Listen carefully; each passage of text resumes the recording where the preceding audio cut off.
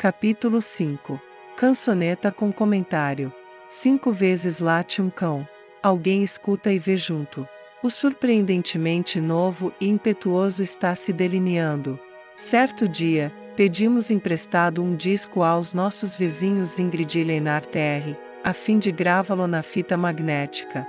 A cançoneta denominava-se As Marionetes, e a música era de autoria do próprio Lennart R. Aliás, essa canção conquistou o primeiro prêmio no Festival de Pesaro.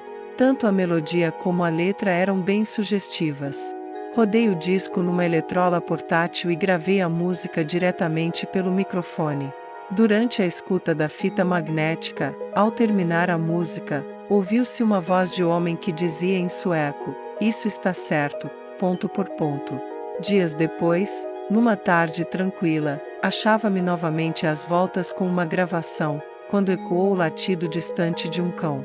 O animal encontrava-se no lado oposto do lago, a uns 200 metros de distância, e seus 5 latidos roucos, naturalmente, foram captados pela fita magnética. Em seguida, ao analisar a gravação na velocidade de 3/4 IPS, 9 cm/segundo, mais lenta, portanto, que a velocidade de gravação soou, em vez do latido do cão, a seguinte frase em alemão escorreito: Mono. Hauptblock. Zolfur Zolf. Mono. Bloco principal. 12h12. Ocorreu então novamente uma dessas metamorfoses mágicas, cuja origem e manifestação a parapsicologia do futuro terá de decifrar. 4 anos depois é que eu pude achar uma explicação, particularmente clara para mim, a respeito dessa frase misteriosa e aparentemente inexpressiva: Mono. Hauptblock. Zolfur Zolf. Após minha primeira entrevista à imprensa no verão de 1963, começaram a chegar numerosos visitantes à minha casa em Molno, e verificou-se então que aqueles que se dirigiam para lá através da estrada de ferro, via Estocolmo, utilizavam o trem da manhã e chegavam à estação de Molno às 12h12. A pequena cidade de Molno fica a 60 quilômetros ao sul de Estocolmo. De 1964 a 1965, inúmeras pessoas me davam notícia de que haviam gravado em suas fitas magnéticas vozes análogas às que eu gravara. Mais adiante voltarei ao assunto, fornecendo maiores detalhes. Dentro de pouco tempo organizaram-se grupos de pesquisas paralelas que, de certo modo, eram por mim dirigidas e controladas. Mas voltemos ao outono de 1959.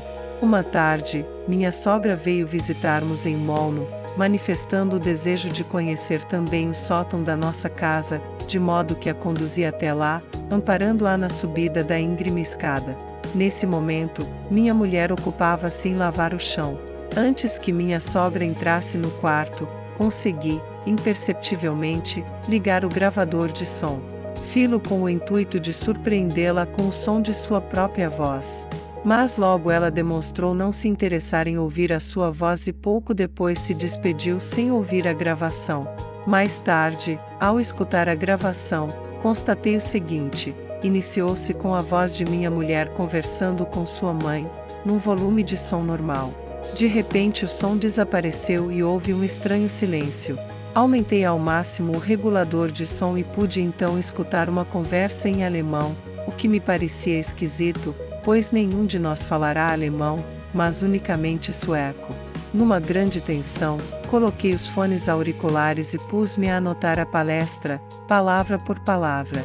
Após umas breves observações de Mônica, intercalaram-se estrondosos ruídos, e o volume de som diminuiu sensivelmente. Uma voz ecoou a grande distância, dizendo em alemão: Jetzt kannst du Radar hören, sim, lass mich hören. Agora podes ouvir o radar, ver, deixa-me ouvir. Sie will ja gar nichts sagen. Ela até não quer dizer nada, respondeu uma voz masculina, também em alemão, e eu reconheci imediatamente a voz que, em outra ocasião, havia proferido as palavras: Friedrich, du wirst beobachtet. Frederico, tu estás sendo observado. Uma segunda voz observou de passagem: Bei Mônica is auslich. Em casa de Mônica o ambiente é familiar. Repentinamente soou a voz de minha sogra, fazendo uma pergunta em sueco à sua filha. Não fale sobre isso, respondeu Mônica um tanto aborrecida, depois de prolongado intervalo. Das Orte Sie. Isto ela ouviu, observou agora a segunda voz masculina em alemão. Wie Sie da Arbeite. Como ela trabalha aí, interferiu, com admiração, a primeira voz de homem. Ich sehe Sie. Ich höre direkt. Eu a vejo, ouço diretamente. Nesse instante, sem nada suspeitar, eu havia interrompido a gravação. O que eu captara era indubitavelmente excepcional. Aqui estava a prova insofismável de que a nossa conversa no sótão fora presenciada, de algum modo, por alguém através do radar, sendo ouvida, vista e comentada.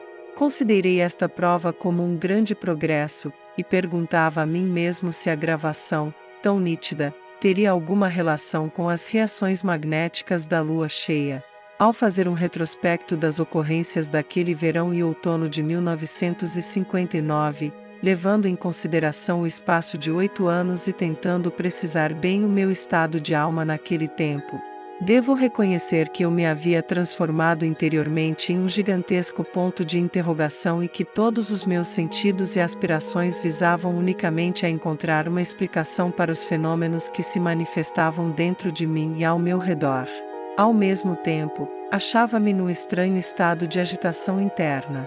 Algo brotava e crescia dentro de mim, e tateava penosamente para alcançar a luz da consciência. Diariamente, sentia que algo se desmoronava dentro do meu ser. Eu havia penetrado em um campo de transmutação, em uma esfera de tensão, onde, constantemente, se alternavam a morte e o nascimento. Na realidade, encontrava-me num centro de tempestades e de caos, e daí nasceu, lentamente, um novo entendimento.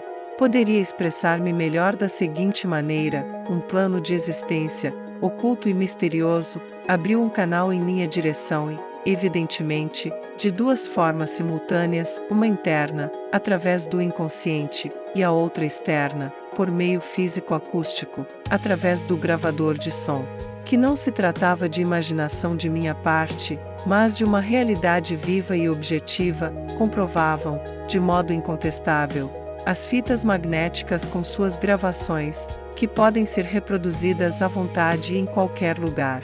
Creio que tal acontecimento, na forma que se processou, é absolutamente novo na história da humanidade.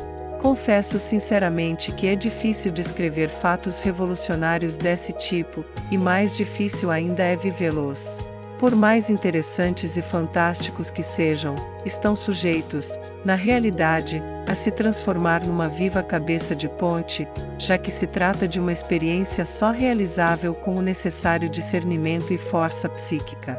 Algum poder superior deve ter me escolhido para pioneiro e também para cobaia, pois passei, física e moralmente, por uma infinidade de infortúnios e provações. Hoje estou certo de que as provas e crises se acumularam justamente nos primeiros 2 anos de abertura. Se bem que, após esses anos preparatórios, as dificuldades e problemas não tenham absolutamente diminuído, pude observar uma crescente estabilidade e serenidade.